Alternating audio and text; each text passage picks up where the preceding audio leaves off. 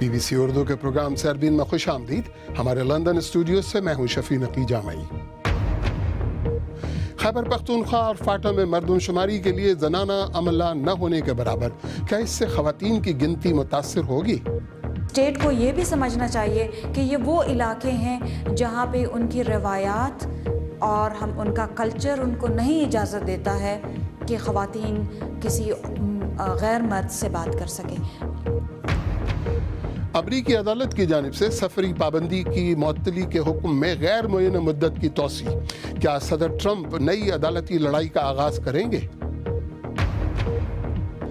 بچے تو بڑوں کے مراقبے میں بھی خلل ڈالتے تھے، لیکن اب یہ خود مراقبے کیوں کرنے لگے؟ صوبہ خیبر پختونخوا اور قبائلی علاقوں میں بھی ملک کے دیگر حصوں کی طرح تاریخ کی سب سے بڑی مردم شماری کا پہلا مرحلہ جاری ہے۔ ادارہ برائے شماریات کے مطابق مردم شماری میں تقریباً 1,19,000 افراد پر مشتمل عملہ حصہ لے رہا ہے، جس میں 20,000 خواتین کارکن بھی شامل ہیں۔ سیکیورٹی کے لیے 2 لاکھ فوجی بھی اس عمل میں شامل ہیں، لیکن فاٹا اور خیبر پختونخوا میں خواتین اہلکاروں کی تعداد نہ ہونے کے برابر ہے، جس پر خواتین تنظیمیں اپنے تحفظات کا اظہار کر رہی ہیں۔ پشاور سے رفعت اللہ اورکزئی کی رپورٹ۔ پشاور میں محکمہ شماریات اور ضلعی انتظامیہ کا عملہ گھر گھر جا کر شہریوں کا ڈیٹا سخت سیکیورٹی میں اکٹھا کرنے میں مصروف عمل ہے، لیکن حیران کن طور پر اس عملے میں کوئی خاتون کارکن نظر نہیں آتی۔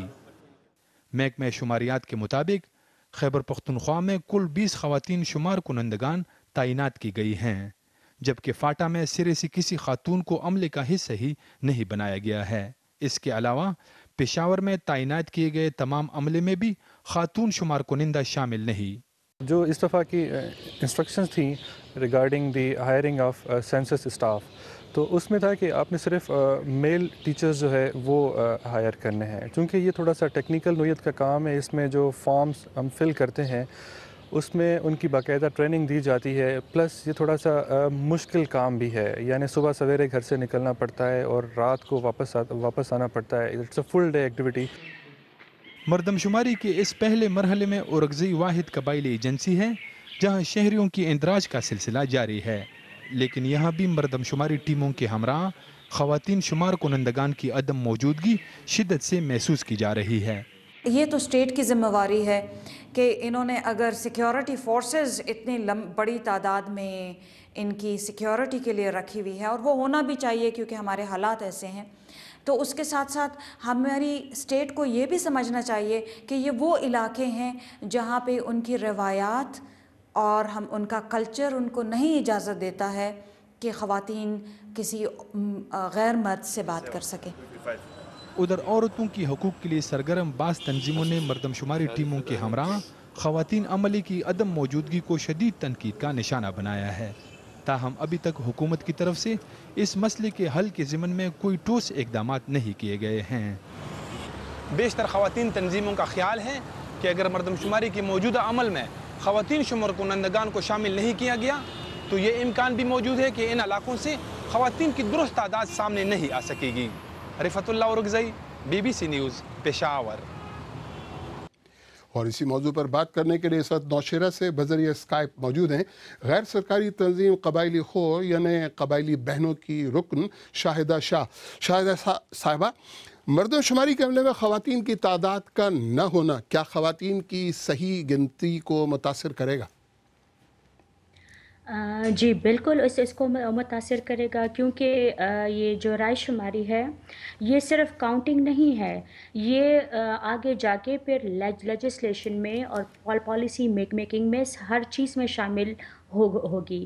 تو اگر صحیح شمار نہیں ہوتا تو اس کے مطابق پھر خواتین کے حقوق کے ساتھ مستقبل میں بھی بہت زیادہ بے انصافی ہوگی۔ جی اچھا دیکھیں، قبائلی معاشرے میں مرد حضرات اپنی خواتین کے بارے میں عام بات چیت یا معلومات فراہم کرنا پسند نہیں کرتے، تو ایسے علاقوں میں مردم شماری کے لیے کن باتوں کا خیال رکھا جانا چاہیے تھا؟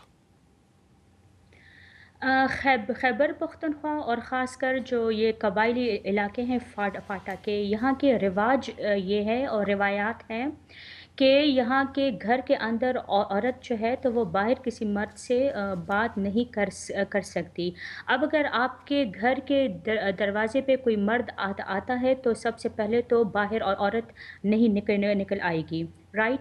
اس کے بعد کاؤنٹنگ کرنا، ڈیٹا دینا، تفصیل دے دینا، وہ تو دور کی بات ہے، کیونکہ یہاں کی روایات جو ہیں تو مرد اپنی عورتوں کے بارے میں بات کرنا اپنی غیرت کے خلاف سمجھتا ہے، اور وہ اس بات کو قابل فخر سمجھتا ہے کہ میرا گھر اتنا پردے دار ہے کہ گاؤں میں کسی کو یہ تک نہیں پتا کہ اس کے اندر کتنی عورتیں ہیں. تو اسٹاف میں عورتوں کو ہونا چاہیے. تو شاہدہ شاہ صاحبہ، حکام کا کہنا ہے کہ آپ نے خود بھی ذکر کیا مردم شماری ایک مشکل کام ہے اور صبح سے رات تک جاری رہتا ہے، تو حکومت کے اس موقف سے کیا آپ متفق ہیں؟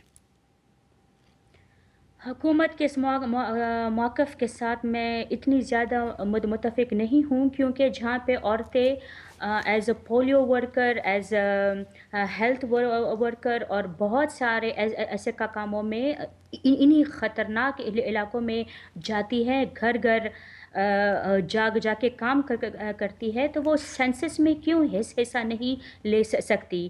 کیونکہ سینسس جو اتنی مشکل سے 98 کے بعد اب ہو رہا ہے، اس میں عورتیں جو کہ 50% سے زیادہ ہے پاکستان میں، اگر ان کی صحیح کاؤنٹنگ نہیں ہوگی تو یہ آگے جا کے باقی جو لیجسلیشن ہوگی اس پہ بھی ان کا اثر ہوگا.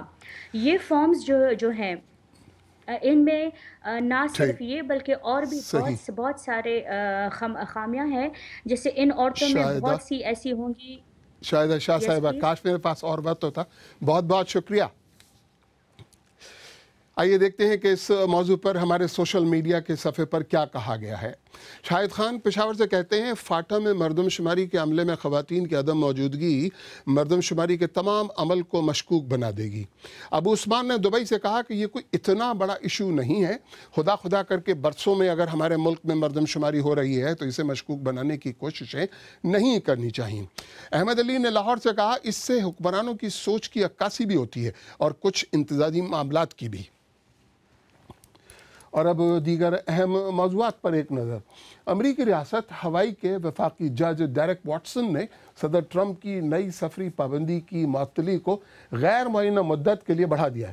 ٹرمپ انتظامیہ کی جانب سے لگائی گئی پہلی سفری پابندی کو بھی امریکی عدلیہ نے روک دیا تھا. صدر ٹرمپ کی جانب سے تجویز کردہ ہیلتھ کیئر بل کے مؤخر ہونے کے بعد یہ ٹرمپ انتظامیہ کے لیے ایک اور دھچکا ہے. تفصیل کے ساتھ غضنفر حیدر. امریکی ریاست ہوائی میں ایک وفاقی جج نے صدر ٹرمپ کی نئی سفری پابندی کی معطلی کو غیر معینہ مدت تک توسیع دے دی ہے. جج ڈیرک واٹسن کے فیصلے کا مطلب ہے کہ صدر ٹرمپ اب یہ پابندی اس وقت تک لاگو نہیں کر سکیں گے جب تک اس کے خلاف عدالت میں کیس جاری ہے. نئے حکم نامے کے مطابق پناہ گزینوں پر 120 دن کی پابندی لاگو ہونا تھی، جبکہ اس حکم نامے کا اطلاق 16 مارچ سے ہونا تھا. ریاست ہوائی اور امریکی وفاقی محکمہ قانون کے درمیان اس کیس میں ریاست نے یہ موقف اپنایا کہ اس پابندی سے امریکہ میں سیاحت کا شعبہ اور بیرون ملک سے آنے والے طالب علم متاثر ہوں گے. اس کے علاوہ دوسرے ملکوں سے روزگار کے لیے آنے والوں پر بھی اس کا منفی اثر پڑے گا. جبکہ ٹرمپ انتظامیہ کا موقف تھا کہ ان کا نیا حکم نامہ ملک میں دہشت گردوں کو آنے سے روکے گا. جج واٹسن نے اس سے پہلے صدر ٹرمپ کے سفری پابندی کے فیصلے پر عارضی پابندی لگائی تھی، تاہم انہوں نے اب اس معطلی کو تا حکم ثانی برقرار رکھنے کا فیصلہ جاری کیا ہے. ٹرمپ انتظامیہ کی جانب سے لگائی گئی پہلی سفری پابندی کو بھی امریکی عدلیہ نے روک دیا تھا. جنوری میں جاری کیے گئے اس حکم نامے کے خلاف ملک بھر میں مظاہرے دیکھنے میں آئے تھے اور امریکہ کے ہوائی اڈوں پر شدید افراتفری کا عالم تھا. تاہم اس حکم نامے کو فیڈرل کورٹ نے فروری میں معطل قرار دے دیا تھا. اس کے تحت 6 مسلم ممالک کے شہریوں پر 90 دن کے لیے امریکہ کے نئے ویزے کے حصول پر پابندی لگا دی گئی تھی. Ghazanfar Haider, BBC news. برطانیہ کے یورپ سے نکلنے پر باضابطہ طور پر عمل شروع کرنے کے بعد آج بریگزٹ سیکرٹری ڈیوڈ ڈیوس نے ایک نیا بل متعارف کروایا ہے. اس کا نام دی گریٹ ریپیل بل ہے اور یہ برطانوی حکومت کو ملک کے قوانین میں یورپ کی مداخلت کے بغیر ترمیم کرنے یا بدلنے کا اختیار دے گا. جمعرات کی صبح پنجاب کے شہر ننکانہ صاحب میں جماعت احمدیہ سے تعلق رکھنے والے وکیل ملک سلیم لطیف کو گولیاں مار کر ہلاک کر دیا گیا۔ جماعت احمدیہ کے بقول ملک سلیم لطیف نوبل انعام یافتہ پاکستانی سائنسدان ڈاکٹر عبدالسلام کے کزن بھی تھے۔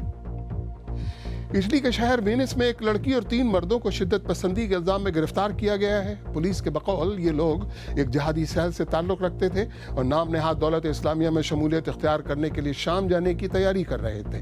ان کا تعلق کوسوو سے ہے۔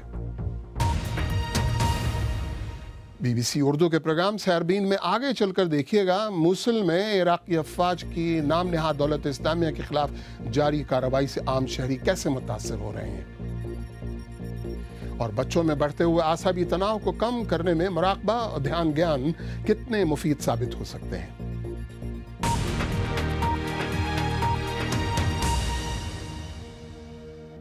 بی بی سی اردو کے پروگرام سیربین میں ایک بار پھر خوش آمدید۔ موصل میں عراقی فوج کو نام نہاد تنظیم دولت اسلامیہ کے شدت پسندوں کی طرف سے شدید مزاحمت کا سامنا ہے۔ 1 ہفتے سے جنگ تعطل کا شکار ہے اور عراقی فوجیں پیش قدمی نہیں کر پا رہیں۔ شدت پسند گلی کوچوں اور گھروں میں مورچہ بند ہیں۔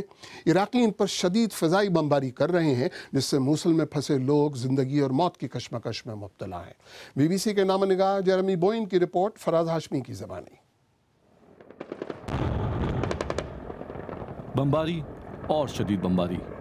موصل میں تعطل کا شکار جنگ کا عراق کے پاس اس کے علاوہ کوئی حل نہیں۔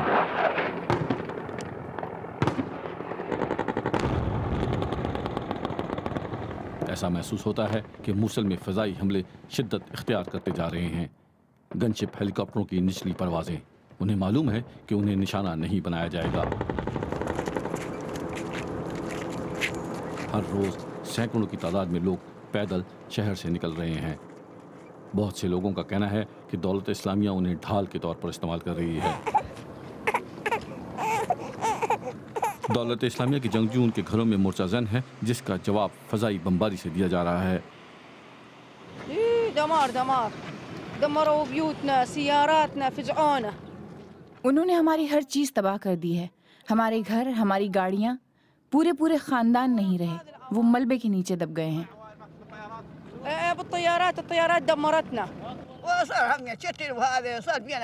بہت سے لوگ مارے گئے ہیں، بچے، عورتیں اور مرد، گھر ان پر گر گئے۔ میرے دونوں بیٹے مارے گئے۔ اس جنگ میں بہت سے جدید ہتھیار استعمال ہو رہے ہیں، ان کے ساتھ یہ بھی مقامی طور پر تیار کردہ راکٹ، ایک خام ہتھیار۔ یہ کوئی اچھا ہتھیار نہیں، یہ جنگی دباؤ برقرار رکھنے کے لیے اچھا ہے، لیکن اس سے شہریوں کو نہیں بچایا جا سکتا۔ وہ جنگ جیتنا چاہتے ہیں اور ہر ہتھیار استعمال کر رہے ہیں۔ بہت سے لوگ حکومتی کیمپوں میں پناہ لے رہے ہیں۔ ان کا کہنا ہے کہ دولت اسلامیہ کے جنگجو زبردستی ان کے گھروں میں گھس گئے۔ مونا فاطمی کے خاندان کے 9 افراد مارے گئے۔ ان کا کہنا ہے کہ وہ شدت پسندوں سے نہیں بلکہ فضائی بمباری سے بچنے کے لیے نکلی ہیں۔ وہ ایک شدت پسند کو مارنے کے لیے منوں اور ٹنوں بارود گرا رہے ہیں۔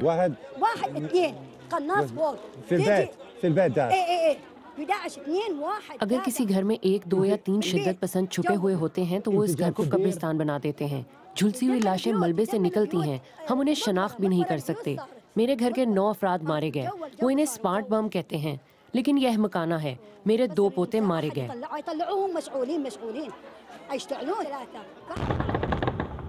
موصل کے لوگوں کو بڑی مشکل درپیش ہے، یا تو اپنے گھروں میں مارے جائیں یا پھر شہر سے نکلتے ہوئے۔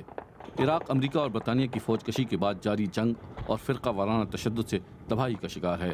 اس ملک کو تباہی سے بچانے میں بہت دیر ہو چکی۔ آئیے دیکھتے ہیں کہ آپ bbcurdu.com پر کون سی خبریں زیادہ پڑھ رہے ہیں۔ ہالی ووڈ کی کئی کامیاب فلموں کی ری میک جو بالی ووڈ میں فلاپ ثابت ہوئی۔ انڈیا میں مذبح خانوں پر پابندی سے کاروباری پریشان، اور سیمسنگ کا نیا اسمارٹ فون گیلیکسی S8 متعارف کروا دیا گیا۔ ان خبروں میں قارئین کی خاصی دلچسپی ہے۔ ایشیائی ممالک میں بچوں میں سٹریس یا اعصابی تناؤ میں اضافہ ہو رہا ہے۔ ماہرین کا خیال ہے کہ اس کی وجہ سے بچوں میں سر درد اور الجھن یا انگزائٹی جیسی علامات ظاہر ہو رہی ہیں۔ بعض بچوں میں تو خودکشی جیسی علامات بھی دیکھی گئیں۔ ان حالات میں بچوں کے مراقبے اور دھیان گیان کے مراکز میں اضافہ ہو رہا ہے، اور بعض لوگ پریشان والدین سے پیسے بھی بٹور رہے ہیں۔ تفصیل کے ساتھ سمرا فاطمہ۔ جاپان میں 3 میں سے 1 بچے کو اعصابی تناؤ کی علامت کا سامنا ہے اور 2014 میں بچوں میں اموات کی ایک بڑی وجہ خودکشی تھی۔ سنگاپور میں بھی نوعمروں میں خود کو نقصان پہنچانے کے رجحان میں اضافہ ہو رہا ہے۔ جب میں مراقبے کے لیے آئی تو اس سے مجھے بہت مدد ملی۔ ہمیں شاید یہ معلوم نہ ہو کہ ہمارے دماغ میں کتنے خیالات ہر روز گردش کرتے رہتے ہیں اور ان میں سے بیشتر مثبت خیالات نہیں ہوتے۔ یہ سول سینٹر ہے جہاں نوعمروں کے لیے مراقبے اور دھیان گیان کا انتظام ہے۔ $400 ماہانہ میں بچے 8 کلاسوں میں شریک ہو سکتے ہیں اور انہیں سکون اور دھیان کے قدیم ایشیائی طریقے سکھائے جاتے ہیں۔ وکاس ملکانی نے 10 برس قبل سنگاپور میں سول سینٹر قائم کیا تھا۔ ہمیں لوگ ایشیا میں جانتے ہیں، ہم چاہتے ہیں کہ ہمیں مغرب، امریکہ اور برطانیہ میں بھی جانا جائے۔ ہم دیگر ممالک تک پہنچ کر وہاں کے بچوں اور بڑوں میں تبدیلی پیدا کرنا چاہتے ہیں۔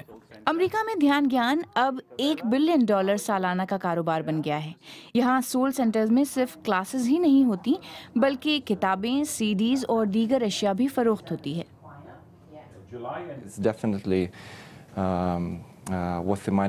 یہ چیزیں خریدنے کے قابل ہیں۔ آپ کو کلاس کے بعد اندازہ ہوتا ہے کہ آپ کو اصل فائدہ تربیت اور پریکٹس سے ہوتا ہے۔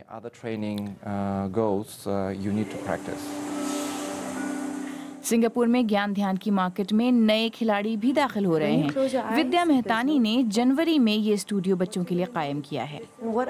میں ان کو یہ سکھانا چاہتی ہوں کہ وہ جو ہیں اس کو تسلیم کریں اور خود کو جذباتی اتار چڑھاؤ سے بچائیں۔ وہ خود کو آج کے ڈیجیٹل زمانے سے متاثر ہونے سے بچائیں کہ لوگ کیا کہتے ہیں اور کیا کرتے ہیں۔ وہ جو ہیں اسے قبول کریں گے تو منفی اثرات سے بچ سکیں گے۔ دھیان گیان اب زندگی کا حصہ بنتا جا رہا ہے اور خیال ہے کہ یہ ایشیا میں اب بہت عام ہو جائے گا۔ آخر میں آپ کو یاد دلاتے چلے کہ آج ساربین کا بڑا موجودہ خیبر پختونخوا اور وفاق کے زیر انتظام قبائلی علاقوں میں جاری مردم شماری کے لیے تعینات کیے گئے اہلکاروں میں خواتین کی انتہائی کم تعداد۔ فاٹا اور خیبر پختونخوا میں خواتین عملے کی تعداد نہ ہونے کے برابر ہے، جس پر خواتین تنظیموں کی طرف سے مختلف نوعیت کے سوالات کیے جا رہے ہیں۔ اگر آپ چاہیں تو مجھ سے اور ہماری ٹیم کے دیگر ساتھیوں سے ٹویٹر پہ بھی رابطہ کر سکتے ہیں۔ میرا ٹویٹر ہینڈل ہے @شفیع_نقی_جامعی۔ اس کے ساتھ ہی ساربین اختتام کو پہنچا۔ مجھے پوری ٹیم سمیت اجازت دیجیے۔ خدا حافظ۔